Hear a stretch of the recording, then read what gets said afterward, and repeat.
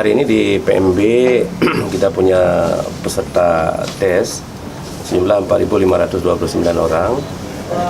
Saya kira ini satu jumlah yang cukup signifikan dan kita akan mengalokasikan penerimaan nanti sebesar 30% lebih, insyaAllah. Jadi keseluruhan untuk tahun ini sendiri berapa jumlah mahasiswa yang kita tampung di UIN ini sendiri, Pak? Ya, kita berharap ada sekitar 6.000 mahasiswa kita tampung di UIN hari ini. Tentu sangat tergantung pada potensi dan kapasitas serta minat dan perhatian mereka kepada lembaga kita. Pak, ada nggak kapasitas khusus bagi mereka yang di daerah-daerah yang terpencil, misalnya di pesisir? Ya, kita memberikan atensi kepada calon mahasiswa yang berasal di daerah 3T ya, terluar, terdalam, dan terpencil. Saya kira ini merupakan program kita agar terjadi kesamaan akses daripada mahasiswa kita baik pada wilayah-wilayah kota dan juga wilayah-wilayah 3T tadi.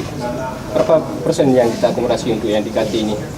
Saya kira persentase yang kita berikan kepada mereka sangat signifikan. Mengenai persentase nanti kita lihat pada potensi mereka dan juga kemampuan mereka.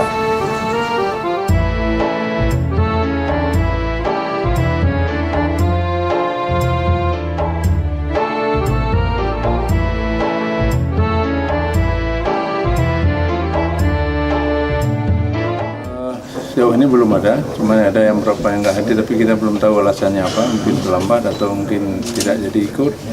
Kita belum dapat data detail, nanti akan kita coba cross check.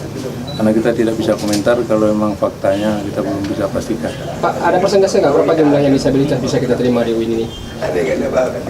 Sejauh ini belum ada persentase, tapi kita setiap mereka ada kita terima. Karena kita memberikan hak yang sama, baik, karena mereka juga tidak minta jadi cacat, tidak disabilitas.